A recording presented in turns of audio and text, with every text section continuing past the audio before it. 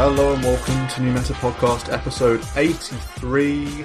Today we're going to be talking about the state of position 1 in the meta, I think, and name-checking a bunch of carry heroes, how good they are or how bad they are and why. Which should be fun. I think it's quite a diverse pool and a lot of heroes are rising and falling in their sort of stock value for unexpected reasons, so I thought, or we all thought, it was a potentially good episode. Before we get to that, though, we'll do all the usual stuff. Intros, how have games been, any initial discussions or thoughts that have popped up this week. Marco, welcome to the pod. You're probably the most carry player out of us three, I would have thought for sure, actually. So, yeah, welcome to the pod. Thank you. Yeah, I would agree with that. I do enjoy playing a POS 1 here and there. It's good fun to get nice and fat and just slay enemy heroes. Mm. My pool is maybe a bit quite limited, actually. Like, I play it often. Maybe it is my most frequent role, but the pool I play is quite narrow. I feel like there's a lot of ones that I wouldn't touch. A lot of like the illusion ones I never have played or tried to play, or your cheesy ones like a Lycan never dabbled with. So maybe I should branch out. Who knows? Yeah, perhaps. When I think of the Marco Taco carry, I'm thinking like Lifestealer and Wraith King. And to be fair, you do play a bit of Riki. PL as an illusion hero. Bit of PL, love a Riki, love a Wyvern, love a Fury. Smiley face. What was that? Yeah. Adam, yeah, likewise, welcome to the pod. Do you like a carry Winter Wyvern, smiley face? Not on my team. Not on Marco either. You can maybe convince me on the mid Wyvern, not on a. I'm keeping that in mind then. Well, how have your weeks been? Adam, how's your week been in Dota or indeed in Animal Crossing? Animal Crossing has been great. There's no winners and losers.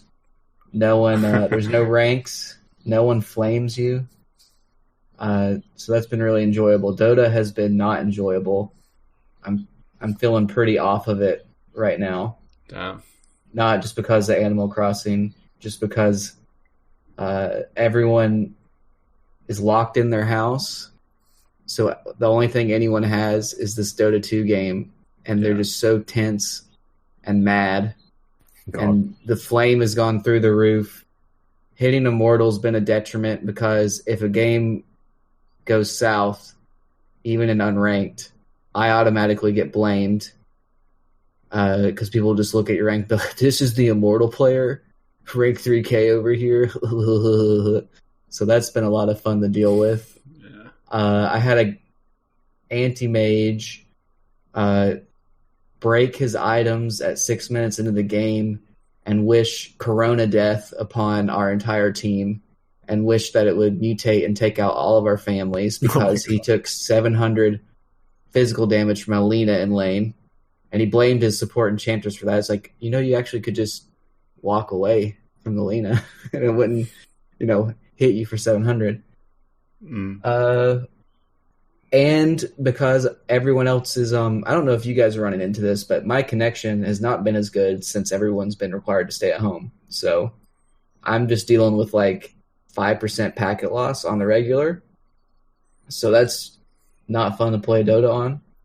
And yesterday I had a game at about 14% packet loss, and I was CK. So when you would do the crit animation would happen like a half second after you actually right clicked. And so I restarted Dota. I load back in. Then I have the left click ping bug where everywhere I left click, I hate that. It pings, and I can't cast spells. So then I had to reconnect again. I can cast spells again.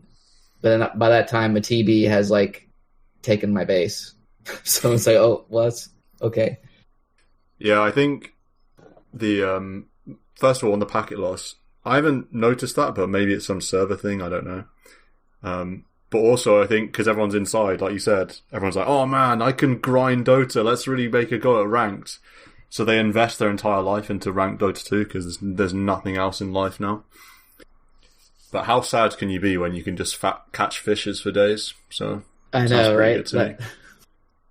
Yeah, that's my one saving grace. Also, I just saw my Dota buff. I have a lifetime under 50% win rate on Dire. Gross. Do I? I probably do, because I feel like my win rate's close to 50 anyway. My Radiant is 7% higher than my Dire. But of course I played more Dire games, because that's just the way it has to be. Yeah, that's a really weird that you've got less than 50% on Dire. How do you check that? It's just on your front page of Dota buff. Okay. Lifetime stats on the right side. I have 2,970 Radiant matches with a 56.5 win rate, which seems pretty good. And then Dire 3,076 matches with a 49.58. That's a full 7%. Like, that's awful. Well, my Dire win rate's worse. My Dire win rate's 48.3. So. Damn. But my Radiant win rate's 55.2, so sort of similar-ish. Similar, like, differences. Yeah, that is interesting. I can't click down and to the left. Yeah. I mean, I box from bottom right to top left. That's how I box, which is pretty odd. Most people box from the top down, but I box from the bottom up. I can see you doing that on StarCraft if I can trigger in. Yeah. Marco, how's your week been? You played many games or? Not got a chance to play that many games. Been pretty busy with work and other stuff. Last weekend I did get some ranked games in, which was cool. I've been flexing my Centaur. It's my new Mars. I think it feels so good. I was watching it in pro games and it was stomping that. And then you go into a pub and no one really knows what Centaur does. You don't really understand what Retaliate does. And it's just a free win in the lane, guaranteed. Yeah, it's so good in lane. When I can win a lane in the off lane, I feel like I can win the game. I feel like I'm below my MMR. It feels like just cruise control. So the Centaur 2 wins were like real nice and straightforward. So I'm keen to get more of that out. Just like the Mars days. Just abuse one hero to climb. That's the way to do it. Yeah, strong. Adam's comment about getting abused in pubs is funny. One of the pleasures of if you get to be immortal is that you get called account buying a lot. I've had that about 20 times where someone's like, this guy's an account buyer, and I'm like, sorry, dude. Yeah, it never stops, like the rank flame. I mean, for me, if I ever play party with people higher, it's like, oh my god, this guy's such trash, like, talk to me when you're like immortal, or talk to me when you're like divine 5, 4, 3, 2, whatever. It doesn't matter. It can be one rank difference between you and the person you're talking to, and it's like, that's enough for the rank flame to come out. It was funny watching Crip do it in one of his pubs. So he was a Potem and he had this rank 300 Naga pos 1, and he was just losing his mind that Naga would never song because he wants this song arrow setup. And he got really frustrated to the point of caps locking chat like, you effing idiot, please just song. Like, he's on the mic saying song. He's doing everything he can to try and control this pos 1 rank 300 player. We're just abusing him. And it's funny because the message is the same. Like, if I flame someone, I'll say, why aren't you using a spell? And it's just like, it's actually the exact same scenario in every single game. It just so happens that the ranks are different. It's just one person going, do a spell, you idiot. Yeah. It's funny seeing like pros disagree or flame or be annoyed with someone else that's just like a god gamer compared to you or like anyone you know. It reminds me a bit of that Seb game when he was like really upset with how someone was playing the SF, some other pro player, I can't remember. Yeah. But that was funny. In terms of my games, I've actually played quite a few ranked games since the last pod, which is weird because I can't remember any of them. Seems like the headlines for my ranked games have been the only hero I can win with consistently is Pugna, and then Lena a little bit. But when I've tried to throw in other heroes, it's been a bit rusty because I haven't played, even though I've played loads of OD in the past, I haven't actually played him in a ranked game for ages. So, but it's alright. I hope to get some more games in this week. I want like a day where I can just like smash out some pubs or something. But I've been weirdly busy given that it's lockdown. I don't know how that's occurred, but well, you guys haven't found a ton of times. You got to play your Heroes of Might and Magic. Of course, yeah. Got to play Heroes 3 and spend an hour trying to get into a server.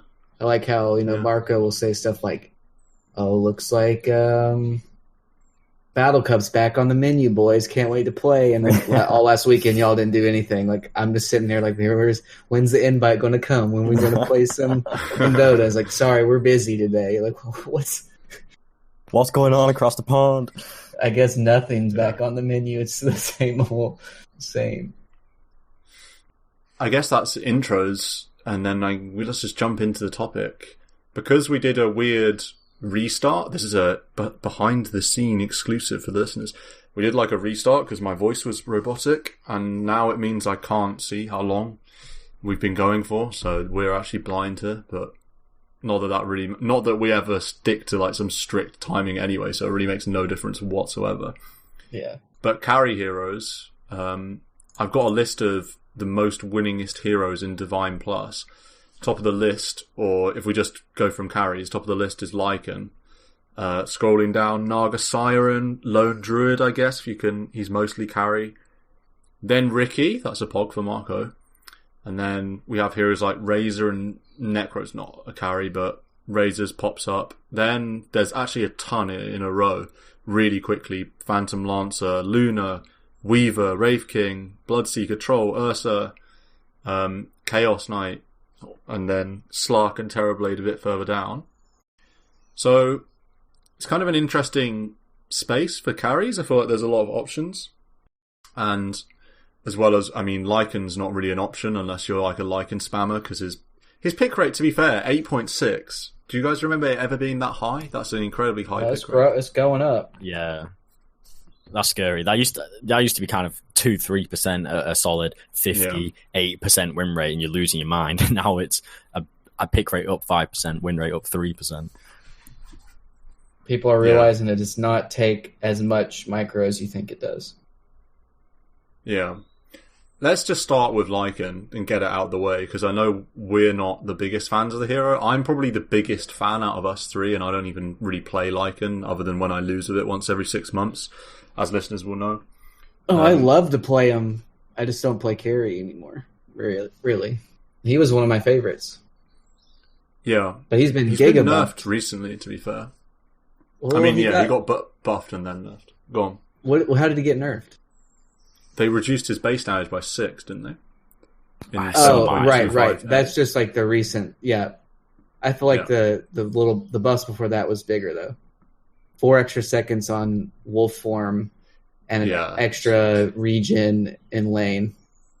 No, I just loved to play Lycan because Quelling Blade plus his passive plus like one of the easiest, best auto attacks in the lane, like you would just get 65 creep score plus easy, just because of how much damage you dealt and how much regen you had. But now he's even better. Yeah, he's a gross hero. Also, his skill build's quite straightforward because Howl is just like a dog spell now. The old Howl, when it used to give damage to everyone, you could do some fancy things. You'd almost always get like a value point, even more than that early. It helped all lanes, helped everyone, and now they've changed it. Then again, it's changed since then too, because then it was health. Remember? Oh yeah, didn't it give you more than like Chen's ultimate? Yeah, Lycan would lead the game in healing at the end of the game because like the flat health buff or whatever counted as health or healing. So. Yeah, and they changed it. Now it's like what, minus armor but damage reduction? Damage reduction on enemies in around 200 range of Lycan, 8 seconds at the max level, and a 40% attack damage reduction and a 8 armor reduction. It's quite strong. It's still okay. All of his spells are good, but certainly in the early game, this Feral Impulse passive is kind of crazy. 2 bonus HP regen and 14% damage around. That's included. It goes onto your walls as well. That's insanely strong in the lane. You get 2 points in Feral Impulse at level 3, or indeed at level 4, whichever way you want to do it, suddenly you've got 4 bonus HP regen and 26% bonus damage. That just helps you lane immeasurably. And we all know how strong regen is in lane. Headdresses are being bought left, right, and centre, and I feel like every year regen gets more and more emphasised. Lycan has it built in. So I think he's quite easy to play in the lane as well. Yeah. Beyond the lane, though... yeah, go on. It is like very straightforward, because I think the only person that can... You probably beat a Treant in last hitting. He's got the damage on you, but you have a much better animation. So, yeah, it's just like hit the creeps, use the wolves to help the last hit / harass, and just tank through everything. Because you don't have to buy Stout Shield, you get the natural damage block, and you're going to have a headdress in lane from your lane partner. So you're sitting on like 10. Everyone's an ogre now in regen. I don't understand it. Like everyone has 9 HP regen, it feels like. Yeah, and you can jungle so easily on the hero as well. Yeah, I mean, he's easy. considered a jungler, so by Valve, when they rate all the heroes. Even easier, because you just tank the creeps so much better than you used to, and regen through it. Like before, is you can't have your wolves are pretty squishy the first few levels. So old school Lycan, they would it would be like Enigma Eidolons. They can't tank anything or else they would die. And so you would get kind of low. But now it's just like between all your regen and natural damage block, you're fine. Yeah, and often you start with a headdress anyway. I mean, I personally like starting with a headdress. So you've got so much sustain. It's crazy. And the hero builds exactly the same every game. I think there's never a situation where you're not going Helm Dom Necro 3, pretty much. And you can start headdress quelling once at a tangos, right? That works out in the math. I'm pretty sure. That's like 150. How much is headdress? 375. 375. So that'd be 550 plus 90. You start 625, so you got 15 extra or something, or 10 extra gold. Can you do that? I don't know if you can do that. I think you have to have a tango pulled to you if you want to do that. How much are tangos these days? 90. Still 90. Okay, so yeah, you could do it. Yeah. I don't know. So you think you go Necro 3 full bore after the Helm? I think Helm you definitely go. I think Helm is like super buffed, even easier build up. Yeah, Helm's super sick. cheap. It's kind of a gross item on him specifically. But I guess you do go Necro 3. I think Necro 3 is too sick. I think the Purge and the creeps are so strong. Like the item's just really strong in general, and you want this hero is all about his ult form post laning stage, like post level 6. You basically split push and farm jungle creeps, and then join into a fight with your ult. That's basically all the hero does. When the ult's down, you just want to farm and push lanes out, right. I think. So you just get Necro 3 for that ult. It just makes you so much stronger. And especially because of at level 3 Archer, you get that Purge, which basically guarantees a kill on any hero. Let's be honest, though, nobody was getting away, though. Yeah, hardly anyone's getting away anyway. This hero's damage is so insane, it's ridiculous. The damage is underrated. You mint supports in like 2 hits or something. It's like a fully, kitted out CK popping Phantasm and then reality rifting someone. It's like that's how much damage you do. Like as a support, you hear that wolf howl and you're like, oh, I'm just dead. Unless you are, I don't know, an Oracle or like not many supports can just can get away or hold the Lycan in place. So you're just like, oh, if he decides to go on me, I'm just dead.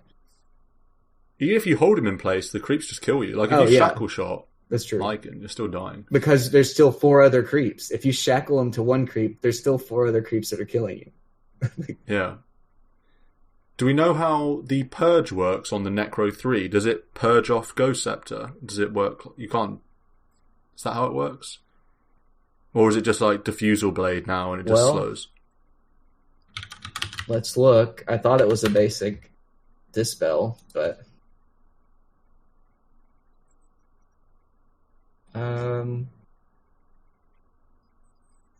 It's not on the Necronomicon article, really. I'm going to have to look up the creep.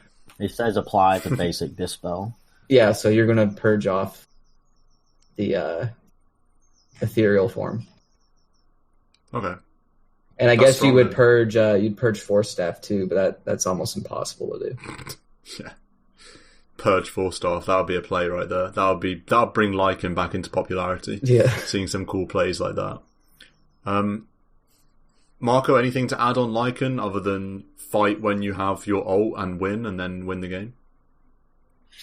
Yeah, I mean, I don't know how many times I've played this hero. It must be single digits, because I honestly can't remember playing it, and I feel like my aversion to Lycan, for no really great reason, is just too strong to ever start playing him, even though it's free MMR. Wolves need no armor, Marco. Too much downtime for Marco, too ult dependent, I feel like. Yeah, maybe too ult dependent. I just a bit too sweaty. I'm not into the tower pushing kind of heroes. I don't think I know he's a fighter. He doesn't push. Yeah, he fights way harder than you think. Like, the ult should only be used to just run in out of nowhere and kill everyone. It's not like old Lycan where, ooh, I'm hitting the tier 2. Oh, they're coming. I ult form and run away. Like, it's not like that anymore. It's you use the ult to just slay everybody, and then you take all the towers. Like that. Yeah, he's not even really a pushing hero. He's a pushing hero after you've won a fight. He's not like a split pushing hero, really. You want to split push, but purely to be in a situation where after you win the fight, you then have creeps to go in with, which is the same with any hero. He does have wolves, which you split push with really effectively. So I'm not saying he's not a split pusher. So yeah, I take that back. But he's not like some Nature's Prophet anti-mage hero that is designed to just split push. He's designed to crush a fight and then end the game, because he does push fast when there's no resistance, Maybe he's too one-dimensional for me. Yeah, perhaps. He's just he slays, though. You like to slay heroes. I like to slay, but he seems too good. He's just hitting creeps with massive strength, loads of HP regen, massive damage. Okay, but when is he not going to be good? Because he's always been at the top of the list. I know, it's weird. I know. I want to have a really good answer to how to destroy this hero. You need to go on. You need to play him like how I used to play him when I first got into Dota, which is where you go Armlet Deso and fly in. Interesting. I don't know, maybe I should try him. It just feels too sweaty. It actually feels too sweaty. Well, buy an Ags. Go to Wolf Bite build. Don't do that. It's the new Ags. It's not the one that spawns wolves and lanes anymore. Oh, what's the new Ags? You cast it on an ally and you make them a wolf, and they get this move speed. Yeah, I forgot about that. Can you cast it on Weaver? And he Sakuchis with unlocked max move speed, and he goes 1 trillion miles per hour. I mean, yeah, but then this is some new meta that. Podcast theory crafting. Bulldog bits. I think you cast it on a TB while he's meted, and then he gets to be max move speed, and you can't run away. The problem with the old Lycan, when I used to go Armlet Deso, is that was meant for like fighting Lycan, but the Lycan at the moment goes Helm Necro 3 and fights anyway, so there's no advantage to Armlet Deso. Last thing on Lycan before we move on to another hero though is, and I suppose this conversation can last 30 seconds, but in terms of items that you can build after the Necro 3, you just have so many options with BKB, AC, Halberd, Basher, Bissell. So there's quite a lot of options. The fun doesn't stop at Necro 3. You keep scaling. AC is the ultimate synergy with the attack speed and minus armor. You're increasing your effective DPS so much with an AC. Yeah. That's Lycan then. The next hero is Naga, but I don't feel like we can go from Lycan to Naga without losing Marco forever from the podcast. So, Riki is in a very nice place at the moment with a 53% win rate in Immortal Divine. This hero is just a carry now, right? I mean, he's not a 4, so these numbers are legit. Marco, you've been playing a bunch of Riki. What is it about Riki that you like at the moment? Or how would you summarize Riki's place in the meta and general playstyle and stuff? So, it's kind of interesting that Riki's back. The change, so going back quite a while, the change to the tricks of the trade, the mobility aspect of this spell and the defensive aspect of this spell, being able to dodge and escape, really pushed Riki into relevance. And now I feel like the way people are playing him, again, this very fighting meta. So attributes-wise, it's a solid hero, decent armor, decent agi, decent HP regen, can cope in the lanes. So it can survive lanes, that's good. You get to kind of 15 minutes, if you can pick up a Diffusal or a Yasha, you've got these 2 blink charges, you can be fighting very early in the game, which is great. And then often I see and I hear about people talk Diffusal into Battle Fury or Yasha into Battle Fury, and then they actually turn back to a more farming kind of playstyle with the Riki to go kind of a bit later and still somehow make it work, I guess, with the talents Riki's got, damage and attack speed, just the right-click capability of the hero is a lot better than I feel it used to be. So it does seem to fit the meta, the skirmish, aggressive meta we have. Its fundamentals are strong. It's definitely been getting buffed over the last couple of years, like nice and slowly, and these mechanical changes to tricks of the trade and blink charges, all very strong. So it's in a nice place right now. I really like playing it. But let's be honest, it slays, and that's why you like it. It slays so well, and it's so mobile. 2 mobility spells, that's just my dream, that you're flying around fights, you're taking a fight just by charging and blinking and slowing, and it's a really fun hero. It's like a Void Spirit ninja dashing everywhere. You like that. It's like when they gave, Venge 2 swaps just for free, or they gave Puck the mini jump on the Silence, the Waning Rift. It's like you just open up so many more options when you give Riki, 2 jump charges, and then also, is it Tricks of the Trade? Is that his E? Yes. Yeah, it's like that, and that's like a pseudo movement spell too. Yeah. Or it's kind of like Phantom Lancer W, Doppelganger. Yeah. It's kind of the same type of deal, yeah. So it's like he's got 3 movement abilities on top of being invisible. So yeah. He really has it all. He's not going to be as super hard a carry like maybe a Naga or a Terrorblade would be, but the fact he can crush lanes, he can crush fights in the mid game, and crush supports. Yeah, supports just get eaten for days. I've seen mid Riki as well. That was pretty common. The fact that at level 6 you can deny creep with your backstab, I believe. I can't remember. I don't think they took that out yet. I think that's still a thing. But either that way, used to be a thing when it was just on level 1. You could do that, and that was just you would wreck. Yeah. Yeah, so you used to have that backstab at level 1, but then it's now back to the ultimate. Either way, I was watching Gunnar, for example, play Riki mid, and it can CS very competently. Again, the jumping potential, forward, backward, jumps just offers so much to the hero, and then you can treat it like a tempo setter if you're playing it out the mid, because you can just hunt kills with a Diffusal from 15 minutes if you've hit creep well, 30 and minutes. Then from being a support perspective, I've probably missed more dust on Riki while he's in his E than I've ever actually landed it, because whenever I want to cast it, he jumps up into the E. He's like, well, now we got no detection. Or like, your Revenge, or just somebody with a single target stun, and he's like, whoop, see you later, disjoints it, and you're like, now I'm dead. Without fail. I feel like a lot of heroes don't deal with Riki well also. So a lot of games you'll have so much license to not get caught, or they don't have enough lockdown or good enough lockdown to stop you tricks of the trading away or blinking in and blinking out. So I feel like very often people aren't going to like deviate off the build and build a Force Staff or a Ghost Scepter. God, if you don't build correctly item wise on your 3, 4, 5, you're going to get punished so crazy hard. Yes. Yeah. What makes this hero a good laner? Honestly, I do feel like its natural attributes are very good. I don't have it up right now, but let me get it up. So thinking about armor, thinking about HP, just based agi to get CS sufficiently.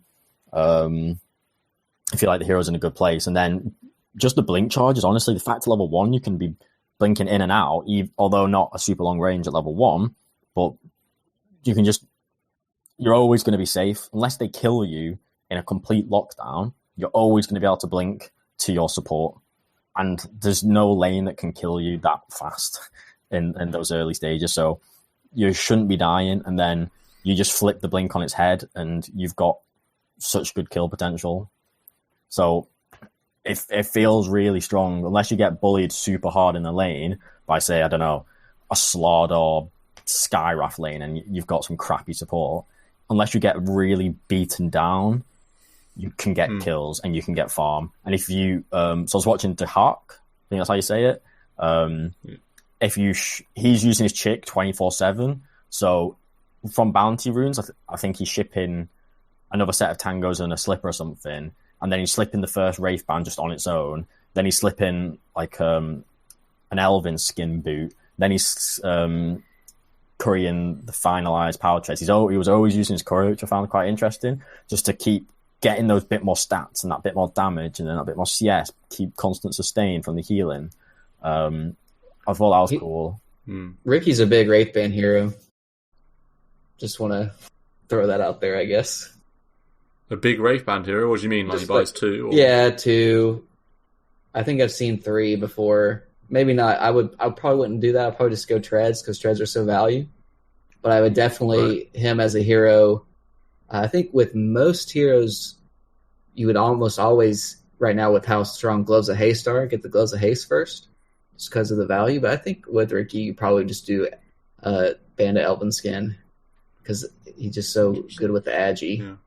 Yeah, but this was pre-6, and pre-6, but 2 Wraith Bands, and then I think he got the Elven Skin just to keep helping that. Just for the pure damage, it means you're getting more CS or more likely to. It's 6 offensively, but then like you plus said, an armor, better, bit more armor. Looking at his armor, he starts at 6 armor, level 1. That is real significant. 560 HP. If you can get 2 Wraith Bands on your body by 4 minutes, your stats are really, really good. And if you keep making sure you've got sufficient regen being shipped out, such that you can always be CSing and always be chipping a little bit, you're going to have a good lane. And once you've had a good lane, you're a real threat. Do you feel like the hero ever has just dead time from post-laning till Diffusal Blade? And then, what was the other question I was going to ask? Well, I'll think of it. Do you feel like, because I feel like with Riki, sometimes if you run at the enemy team while he just has a couple of Blades of Alacrity, kind of quite useless.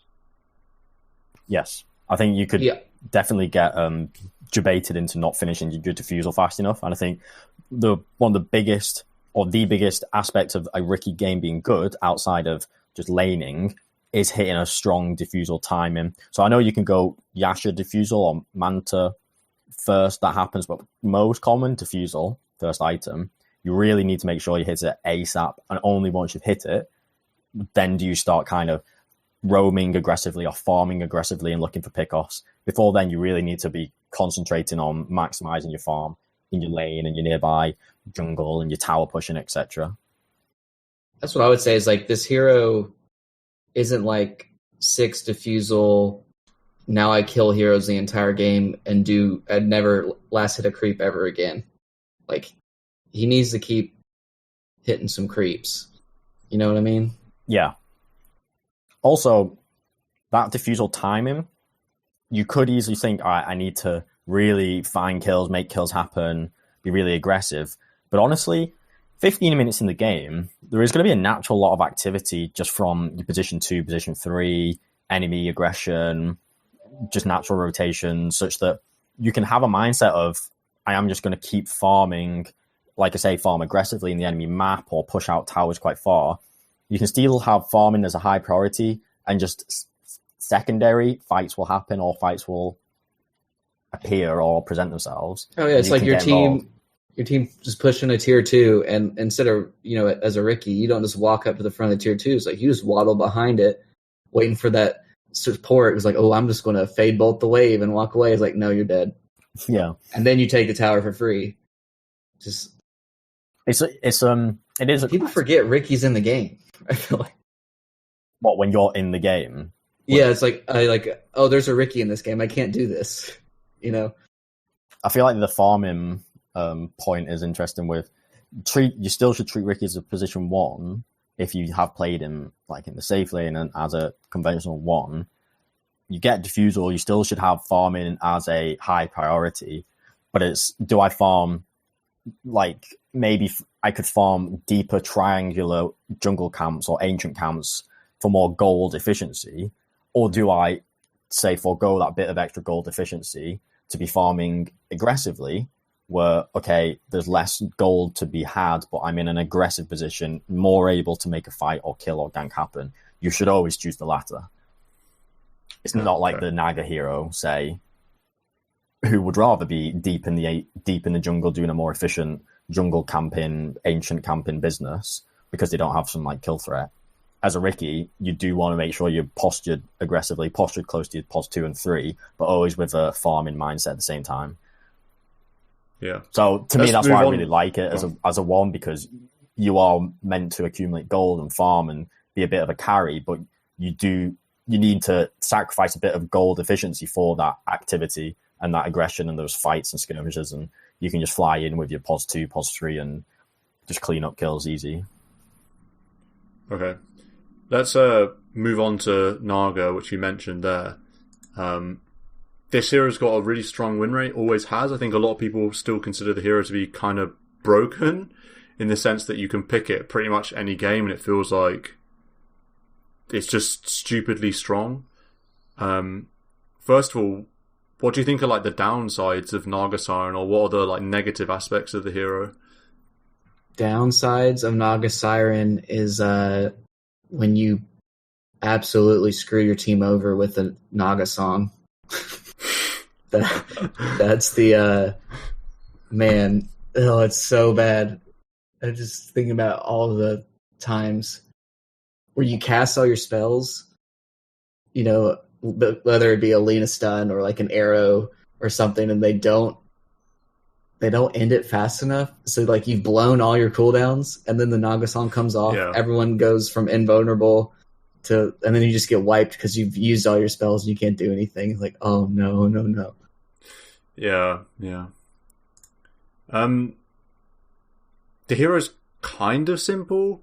You get Diffusal Blade and Manta Style and Treads in some order. Obviously Treads first.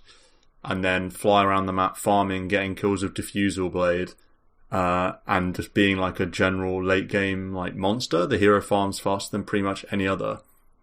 Song of the Siren's kind of the interesting part of the hero.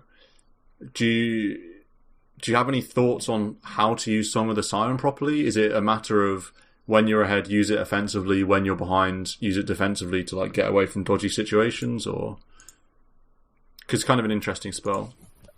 I think the idea of Naga being a simple hero is interesting because in principle, farm with your hero, with your illusions, cut waves with illusions perhaps, get Diffusal, Manta, Heart. It's all very linear, but then the tiers to how well you can execute Naga, you go from us plebs to like Arteezy level, who somehow has more efficiency than you can physically understand. He's the god Naga player. Yup. And I don't know how to play Naga, so I don't know how to even he's understand. Got his pub. He's like pub Naga build, and then he's got like his EG Naga build. They're like very different things because you can't trust your team to know how to play with a Naga in a pub. That's at least what he said before. So what's the difference? I don't know what the difference is. I've just seen him say it on stream. I've also seen it where he's gone like, Shadowblade first or like Silver Edge first Naga after a defusal, and you just slay and wreck supports and just win the game that way. And you it's a way of getting on top of heroes, and then they just blow up. Because that's one thing with Naga. I feel like, she can farm really well, really easy. And she does absolutely shred heroes when she gets on top of them. But before defusal, it can be hard to get on top of people because a lot of times people don't get a value point in the net, and the net's really good. But then by the time the net's over, you're on top of them. Sometimes it feels hard to get the illusions to start hitting, because that's when she really does the damage, is when you have like 4 Nagas hitting, because they just shred with Riptide. I used to play a ton of Naga when Riptide was an activated ability. Good times. Yeah, I hated that. I hated the active Riptide. Well, you just would cast it, and it would all the illusions and Naga you had it. Riptide would go on all your Naga illusions, no matter where they were. Oh, that was it. But you had to press E to do it, and it would do the minus armor and the damage in the AoE. But now it's just it's the proc chance. Yeah. Another aspect, so you've got the farming mechanical aspect, which can be optimized all the way up to Arteezy level. So that's a whole bloody game in itself. But then I feel like the second hardest aspect that people struggle with is how do you realize your potential, and how do you realize your farm value? How do you fight or enter a fight or make a fight happen or make an objective happen that most optimally uses your hero? And I feel like Naga or carry players, I feel like an ancient carry player would play the mechanical farming side of Naga better than I could, because I've never done it, so I don't have any mechanical experience of farming with Naga.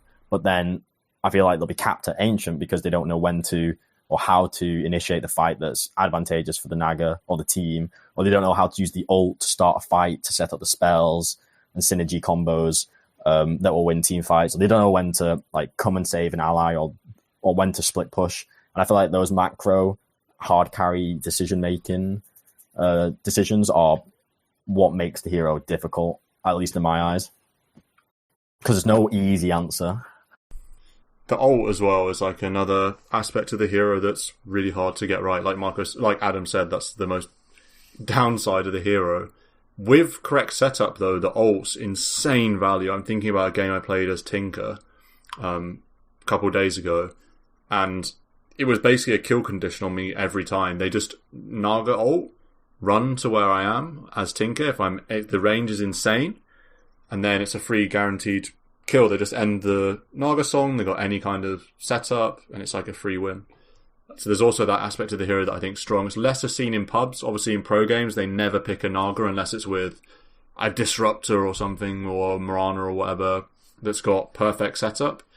But even in pubs, you can use Song aggressively to almost guarantee to win one team fight if you've got correct follow-up. So I think that's another cool aspect of the hero. But yeah, this hero can be insanely easy free win, to the point where you play it, just crush the game, don't die, kill any hero instantly with defusal, and then you come away thinking, man, I really should play this hero every game. So yeah, that's Naga Siren. Then also, when there are the games where they don't have heroes capable of dealing with Naga/Naga illusions. Oh god! Then you're free Naga games. Oh yeah. Oh, there's nothing worse. For sure. You get choked out of the map. You're just stuck in your base. You can't go anywhere. But if you're a Lion or a Pugna with an Ags, then it's open season on the Naga, because you just hex mana drain or life drain. Easy. As I remember one game we won against Naga in an in-house. It was pretty high level in-house, and it was solely because we had Pugna with Ags. And he would just get 200 gold every time Naga would pop illusions. Just go boop, boop, boop, boop, boop. And it's okay, we can deal with one Naga. Yeah. That's a way to deal with Naga as well, is just in the lanes. If you have a hero that can instantly kill illusions so that they're useless in lane, that's really strong as well. I'm thinking mid matchups against heroes like Storm Spirit or like Necro. They all do very well against Naga Illusion, so there's no problem there too. Looking at other heroes in the carry sphere at the moment, I did want to talk about Terrorblade, but given that you two can't hear me very well, it might be best to save that for another pod, maybe next week. And also it's been covered in other videos. If you want to learn about why I wanted to talk about Terrorblade, just watch D. Bowie's video on Arteezy's Terrorblade that came out earlier today, coincidentally. That pretty much covered what all the hype's about in a far more detailed and better way than I would put it in this podcast. So let's look somewhere else. Let's look at Bloodseeker, because this is a hero that's quite interesting. Always has a pretty strong win rate. It's 51.5% at the moment in Divine Plus. What makes him an innate carry is kind of less clear than other heroes. He has Blood Rage as like a self-steroid and Thirst, which is a weird passive. Rupture's obviously kind of an interesting spell, and then Bloodrite is a kind of a strange spell for a carry. And he can be played mid quite comfortably or pos 1.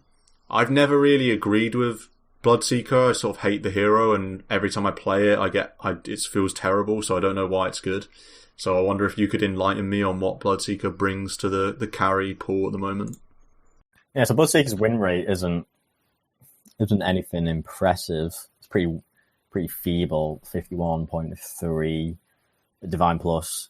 I can't remember seeing it that much. One experience I had with it recently was watching K1 Hector play a Bloodseeker, and the panel BSJ was saying that they don't think it's a very viable one, and it's only viable in this game because K1 Hector's a god at farming, and his team's getting slapped, and he's still like 1,000 net worth higher than the highest on the enemy team, which is funny. I think the idea of a hard carry Bloodseeker 1 is that you want to just be a really good and really fast farmer. I think Maelstrom is really good on this hero because of the attack speed synergy you get with Thirst. Also, just farming Maelstrom's a good item. The Blood Rage means Bloodseeker can be a sustained farmer as well. A bit like a Lycan, ideally kind of flies into a fight with speed and attack speed. Ideally, you want Rupture to do good work, and if you've got Lockdown to get your Bloodrite silence off, that's powerful. But then maybe it just doesn't do carry stuff as well as other carries. Like its damage output quite often is dependent on having Thirst active. You often do get most of your damage from the attack speed of Thirst, but then that's unreliable really, because that's saying you need there to be low HP enemy heroes in a fight. But even if you blow one hero, when they die, you lose all that Thirst bonus. So you need to actually keep some pos 5 alive on 1% HP if you're going to get your damage output from Thirst. It doesn't go away immediately. Not immediately, but in this K1 Hector game I saw, BSJ said that a fight could have gone a lot differently if K1 Hector didn't finish off the enemy Venge, because he lost his Thirst, pretty quick, rather than keeping this Venge alive to give him this max Thirst, which was an interesting point. But the bigger picture is that it's an unreliable mechanic to rely on in terms of being a right clicker. So other heroes are going to do that a bit better, really. Another fascinating mechanic with Bloodseeker is if you disrupt or astral, or basically banish the hero on super low HP, it instantly cancels Bloodseeker's Thirst move speed. So I've seen games where Bloodseeker flies into a fight thinking he's unkillable because he's 1,000,000 miles per hour because there's an enemy that's super low. The enemy that's really low gets disrupted. Suddenly Bloodseeker's normal move speed in the middle of the fight, he dies because he's so slow, and then before the hero comes out of being banished, which is like quite a weird interaction. There's no fade when the hero that's low gets banished. It's so weird that it works like that, but it does. So I guess be mindful of that. Anything else about Bloodseeker? Do you like Radiance on this hero at all? I kind of like it because it can be fun race carring into fights and chopping down heroes. I feel like that's quite cool. You see Smurfs play it often, or I feel like I've seen a lot of... Yeah, it just stomps the game. Yeah, it's not really clear why it stomps the game, though. Maybe... Because he hits really hard and kills supports really easily. Yeah. Rupture's a good way of dealing with the carry, to be honest. Hold them in one position. Yeah, or just hold them there, or a good chase. I mean, you got to make sure you have a way of stopping the TP. Otherwise, it's real sad. Like, what an epic counter. Just 90 gold now, so it's a bit buffed. Yeah. To Bloodseeker, right? Since TP costs more. There used to be the days of Yule's Bloodseeker as well, where you could do a Yule's Bloodright setup, or you could also deny those Rupture TPs. Not seen that in a while, though. Yeah, you can just go Abyssal Blade now and just jump on them. Yeah. I am a big fan of the Maelstrom. I think he lines up quite well against all the illusion heroes. True. I mean, with the Maelstrom, like, that's one of the things he can do is between his Bloodright and like the Giga attack speed on the Maelstrom, like you can actually, chunk down illusions and pick out who's the correct one, rupture, hit people. I think he lines up pretty well against, maybe not against Terrorblade, but against everyone else. I think a big reason why in like higher level games and pro scene games why we don't see him as a 1 is if you contrast him to other conventional position 1s, he is more vulnerable. So the Blood Rage, if you use it on yourself, increases your own damage taken. That's part 1 of the vulnerability. But 2, he doesn't really have any counter plays, defensive plays possible. So if you think about a Troll with Mischance and Enrage, say, if you think about PA with Blink, Anti-Mage Blink, Riki Blink, Naga Song, who else is a 1 these days? PL Doppel away. Lycan Run away, you could say.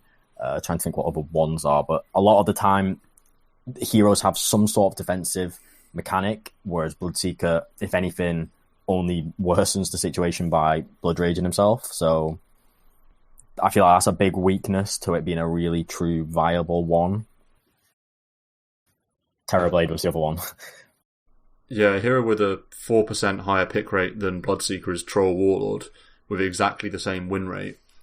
To me, Troll's a fun hero, but some people think he's a boring hero.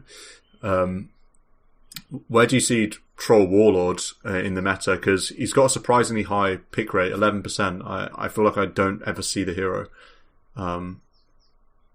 Is this a new age Battle Fury building Troll, or are you going Diffusal Blade, S and Y? I think if you can get the Battle Fury, you would opt to. If you had a really, really good game, you get it, and then you just snowball yourself farm-wise even more. I personally really like the phase diffusal build, which makes you really good at fighting, because you can always get... The diffusal cast range is surprisingly nice, so you can very easily find heroes with it, and if you've got phase, you can just run on top of them and hold them down, and it's a really good fighting tool, as well as giving you the stats and damage. After which you can, game dependent, maybe you go Yasha BKB, then back to a Manta or a S&Y. I think casual Yasha is a very strong item on Troll. And then super late, you can have things like Satanic MKB. I think the hero is really solid and standard, and we see this 51% win rate because he's just kind of consistent and reliable, lanes well, is a late game damage dealer, is a tower pusher. But it's not like he's got some X factor where it's like, oh shit, they picked a Troll, we've really lost. Like the Naga could, or the AM could, or the Lycan could. Feels just very much middle of the road. Nothing super fancy or amazing about him. Yeah, what does he really offer that's unique? It's kind of hard to put your finger on that. Yeah. He offers Roche, I guess. It's just all round. He's just good. Yeah. All round. You like a strong laner, particularly in pubs. He is good in the lane. He can take a Roche. He can take buildings. And if he gets items and doesn't get completely locked down, he does have the damage to be a carry. So he has everything, really.